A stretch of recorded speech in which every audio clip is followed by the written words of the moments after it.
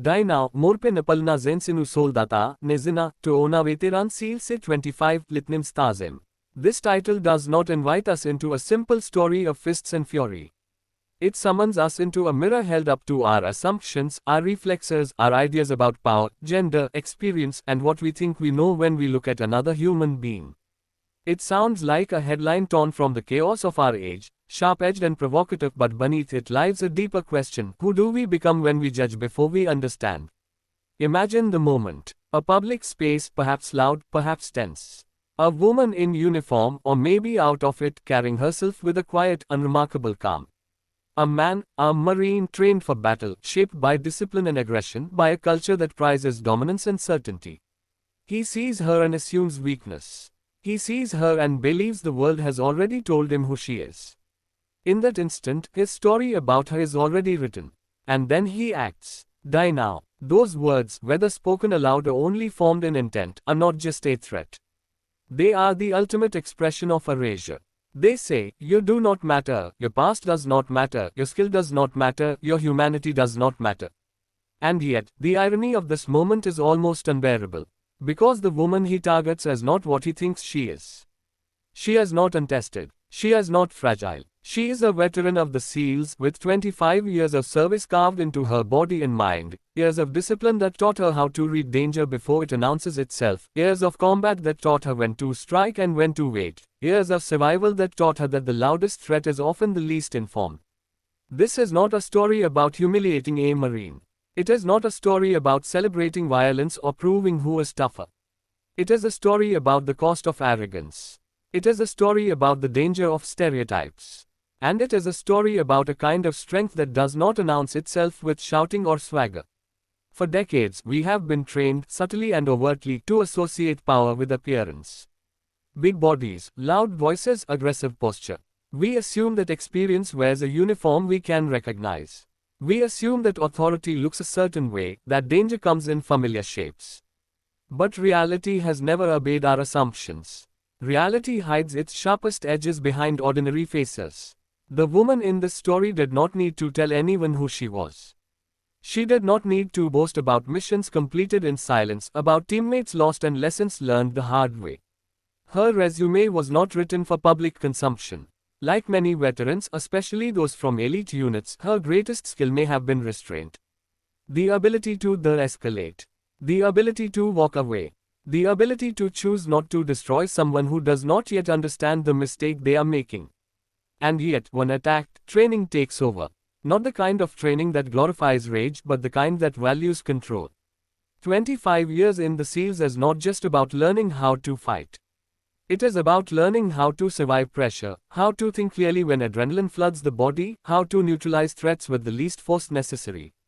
It is about discipline so deep that it becomes instinct. The Marine, in that moment, represents something larger than himself. He represents what happens when institutions train strength but fail to train humility. When courage is celebrated but curiosity is neglected. When we teach people how to dominate but not how to listen. His mistake was not just tactical. It was moral. He believed his identity gave him the right to define another person's worth. There is something profoundly symbolic about the attacker being a Marine and the defender being a SEAL. Both are products of intense military cultures, both forged by hardship, both taught loyalty and sacrifice. Yet their encounter reveals two different paths those teachings can take. One path leads to entitlement: I am strong, therefore I am right. The other leads to quiet confidence: I am capable, therefore I do not need to prove it. This story forces us to confront how often women, especially women in male-dominated fields, are underestimated. How often their competence is questioned, their authority challenged, their presence treated as an anomaly. For a woman to serve 25 years in an elite special operations unit is not just a personal achievement, it is a testament to endurance in the face of constant scrutiny. It means surviving not only combat but doubt, not only missions but assumptions, not only enemies but skepticism from those who believe she does not belong. The attack, then, is not just a physical act. It is the culmination of 1,000 smaller dismissals that society normalizes. The laugh that says, "You don't look like a soldier." The comment that says, "Are you sure you can handle this?" The glance that says, "You are out of place." Each of these prepares the ground for violence by stripping someone of perceived legitimacy. But the title also challenges us with its rawness. Die now. It is ugly, and it should be. Because it reminds us how easily dehumanization slips into our language. How quickly conflict escalates when we stop seeing the person in front of us as complex, experienced, and human. When we reduce them to an object in our way, what happens next in the story matters less than what it teaches. Perhaps the Marine is subdued in seconds, stunned by the speed and precision of a response he never anticipated. Perhaps he survives, bruised in body and shattered in pride. Perhaps he learns something, though learning often comes painfully. Perhaps he does not. The outcome is not the point.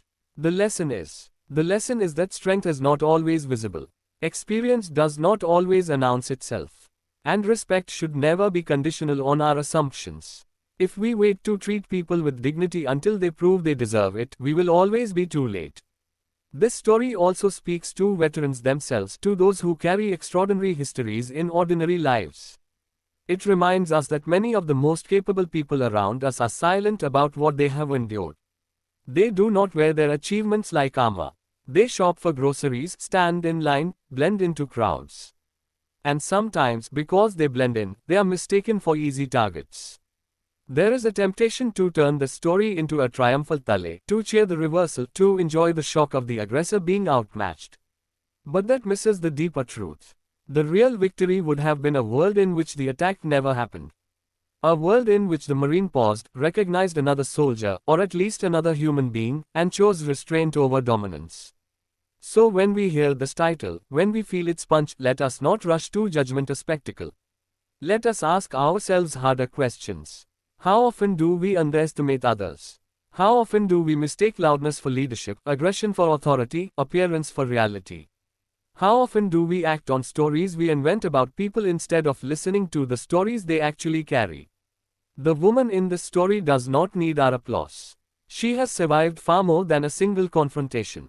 What she deserves is recognition of a broader truth, that competence is quiet, that resilience is often invisible, and that respect should be our default, not our reward. And the Marine, too, deserves something more complex than ridicule. He deserves accountability, yes, but also reflection. Because if we dismiss him as simply a villain, we avoid examining the systems and attitudes that shaped his actions. We avoid asking how many other confrontations like this are waiting to happen, fueled by the same assumptions. In the end, this is not just a story about a Marine and a SEAL. It is a story about all of us. About the moments when we think we know who someone is. About the danger of acting on that belief. And about the power of humility to prevent violence before it begins. May we learn to see more, assume less, and choose respect even when our instincts push us toward judgment. Because the next time we look at someone and think we understand them, we may be standing in front of a history far deeper, stronger, and more dangerous than we ever imagined.